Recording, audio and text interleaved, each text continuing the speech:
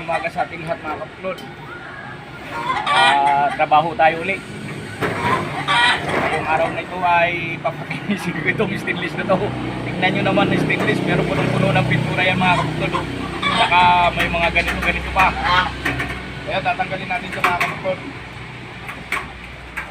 Baka-bakayan tayo kung paano natin ito tanggalin.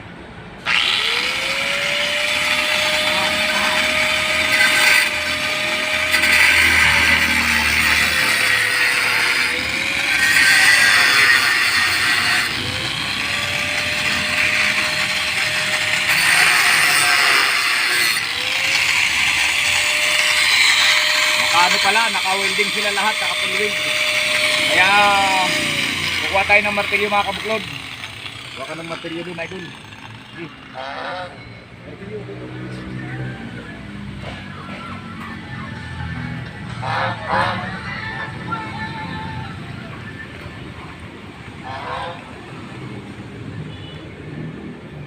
Pero natanggal ko na pala, kinamay ko lang.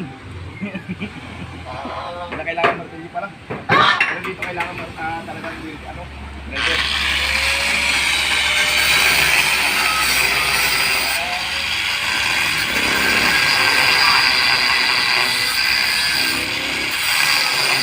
Ayan ang trabaho namin dito mga kabuklod. Hindi tayo sinisilang kami.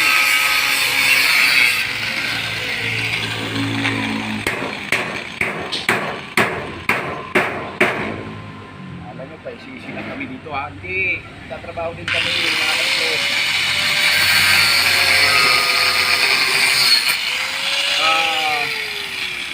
Bawang professional lang ang pwedeng gumamit ito kasi delikado po mga kabuklod yung cutting disc na yan dahil napaka-nipis po niyan. Pag ito ay nagkamali kayo sa pag-cutting at hindi tama yung inyong paghawak ng grinder, pag nabali yan, tatama sa mukha mo yan at pwedeng ikapapahamak nyo yan mga kabuklod. Kaya kailangan professional lang po yung gumagamit ng ganito lalo na pag nagka-cutting. Kasi tingnan nyo, buhin mo mga kabuklod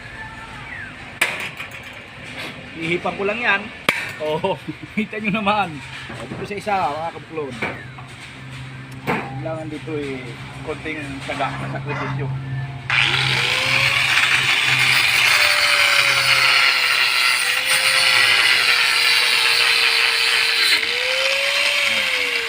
Nakamay ko lang.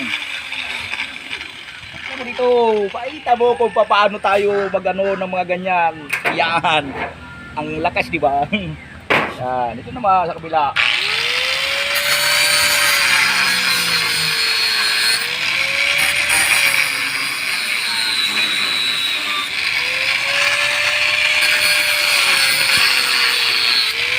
Dito mga kabuklod, maganda sana kung may salamin kayo.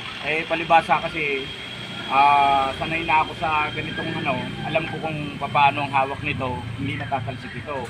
Pero kapag medyo hirap ako sa mga sitwasyon, halimbawa sa ilalim, nagsasalamin talaga ako mga kabuklod.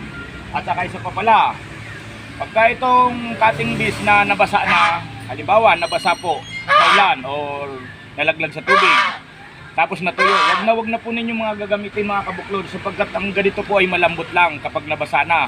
Pag ginamit nyo yan, akala nyo matigas pa yan. Pag ginamit nyo yan, tatalsik yan sa mukha nyo dahil malakas po ang pressure ng cutting disc.